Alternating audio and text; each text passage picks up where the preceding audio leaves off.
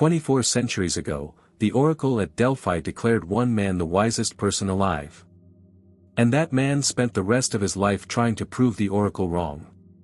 His name was Socrates. His defense was strange. He wasn't wise because he knew things, he said. He was wise only because he knew that he knew nothing. Sit with that paradox for a second, because here's what's odd. When modern psychologists study people with extremely high intelligence, they keep stumbling onto the same pattern. The sharpest minds almost never act the way we expect a genius to act. You've met the other kind. The person who always has the answer. Who dominates the table, never hesitates, never says, "I'm not sure." We've been trained to call that intelligence. And somewhere along the way, you started to suspect you didn't have it. Because you go quiet instead of loud. You ask too many questions. You change your mind. You disappear into your own head for hours. And a small voice tells you something might be wrong with you. But what if it's the opposite? What if the very things you've been apologizing for are the fingerprints of a mind that's actually working? Socrates would walk straight up to the confident man with all the answers, and he wouldn't argue. He'd just ask, "But how do you know that?" And the certainty would crack. So here's the real question this whole video turns on. Is intelligence about how much you know, or about how honestly you can stand inside everything you don't? In the next few minutes, I'll walk you through 7 signs that psychology now connects to high intelligence. And here's the strange part, every single one of them is something Socrates was already doing barefoot in the streets of Athens. There's one in particular, number 5, that most people spend their entire lives treating as a flaw. Stay with me, because by the end you may recognize it as the most Socratic thing about you. The first sign is the pull toward being alone. A party is fine, but after an hour you're already rehearsing the walk home. Your best thinking happens at 1 in the morning, when the world finally goes quiet. People read this as cold, antisocial, a little arrogant. But your brain isn't running from people. It's protecting the room it needs to think. And Socrates loved people, he practically lived in the marketplace, talking to anyone who'd stop. Yet there are stories of him freezing mid-street, standing motionless for hours, lost in a single thought, while his friends just waited. He knew the most important conversation he'd have all day was the one happening inside his own skull. So before you apologize for needing the quiet, ask yourself who told you that a silent mind is an empty one. The second sign is that you question everything. Someone hands you a rule, and your first instinct isn't to follow it, it's to ask where it came from. You're the one in the meeting who says, "But why do we even do it this way?" and watches the room tense up. It feels exhausting to others. Sometimes it feels like an attack to them, even when you mean nothing of the kind. But you're not being difficult. Your mind simply runs on finding the seam in things. This was Socrates' entire method. He never lectured. He asked. He'd corner a famous general and ask him to define courage, and 10 questions later the general realized he had no idea what courage actually was. Socrates called himself a midwife. He didn't give birth to ideas, he helped other people deliver the ones they were carrying.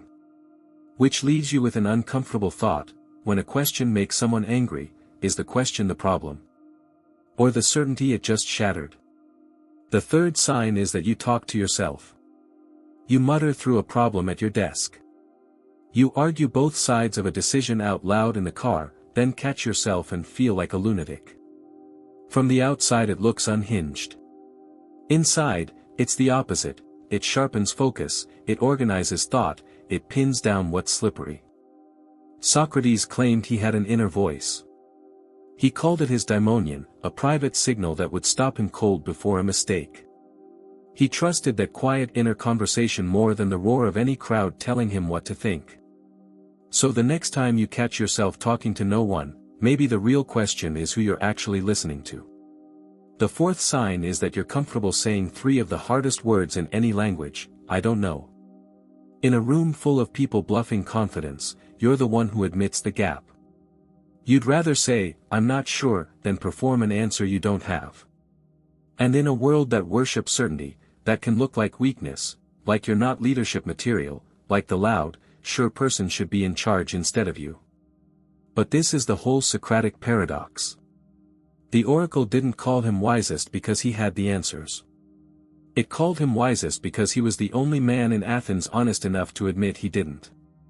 Everyone else mistook their opinions for knowledge. He refused to. Which raises a question worth sitting with: how much of what you call knowing is just an opinion you've never once been forced to defend? The fifth sign is the one I promised you. You turn small things over for far too long. A passing comment lives rent-free in your head for 3 days. A minor decision becomes a branching map of consequences you can't stop drawing. You replay conversations looking for what you missed. This is the sign people spend their lives apologizing for. I overthink everything, you say, half as a confession. Friends tell you to relax, to stop analyzing, to just let it go. And yes, it costs you sleep, ease, the ability to simply enjoy a thing without dissecting it. But Socrates said the unexamined life is not worth living. He didn't mean overthink your grocery list. He meant a life you never question is a life lived on autopilot, running on borrowed rules you never actually chose. The examining isn't the bug. It's the entire point. So maybe the real question isn't, why do I think so much? Maybe it's, what are you afraid you'll find if you finally look? The sixth sign is that you change your mind, and you watch before you speak. Someone shows you genuinely good evidence and you actually update your view, even mid-argument, even when changing your mind means losing the point in front of everyone. And in a new room, you don't rush to fill the silence. You read it first. You watch who defers to whom, who's performing and who means it. To other people, changing your mind looks like weakness, like you have no spine. Staying quiet looks like you have nothing to say. Both get punished. But Socrates followed the argument wherever it led, even when it led somewhere he hated. Even, in the end, to a death sentence he refused to escape, because the reasoning told him he shouldn't run. He held his opinions loosely and the truth tightly. So ask yourself honestly, is the person who never changes their mind strong, or just someone who quietly stopped listening a long time ago? The seventh sign is a strange sense of humor. Yours comes in sideways. You spot the joke nobody saw coming, you connect two things no one would put together, you play dumb on purpose to make a point land. It's dry, it's ironic, it takes a beat before people get it. But humor needs serious horsepower. To be funny you have to hold a pattern in your head and break it at the exact right moment. Your brain has to see the structure fast enough to subvert it. And Socrates was famous for it. He turned irony into an art form, playing the fool, pretending he couldn't follow, asking innocent little questions, all to expose how little the so-called experts actually understood. His humor was a blade dressed up as humility. Which makes you wonder how often the person, just joking, in the corner is the one who sees the whole thing most clearly. Now step back and look at all seven at once. Notice what they have in common. Not one of them is about how much you know. The solitude, the questioning, the doubt, the changing your mind, the endless examining, every single one is a way of staying in contact with what you don't yet understand. We've built an entire culture that measures intelligence by output. Answers.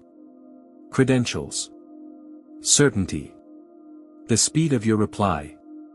Socrates measured it by the exact opposite. By how much honest contact you could keep with your own ignorance without flinching away from it. Because being wrong was never the thing to fear. The thing to fear is being so sure that you never check. And here's the reframe that changes everything. Those seven signs aren't really a personality type you either have or you don't. They're a practice. They're choices, available to you right now. You can ask the next question instead of swallowing it. You can sit inside, I don't know, without reaching for a bluff. You can change your mind out loud, in public, and call it strength. The intelligence Socrates actually cared about was never a number you're stuck with at birth. It was a way of moving through the world, awake instead of asleep. Which brings us back to where we started. A man told he was the wisest alive, who spent his life insisting he knew nothing at all. We've been reading that story backwards this whole time. We assumed the wisdom was something hidden behind the humility, some secret knowledge he was being modest about. But what if the humility was the wisdom? What if knowing you don't know isn't the wall standing between you and intelligence? What if it's the door? So here's the only thing I'll leave you with.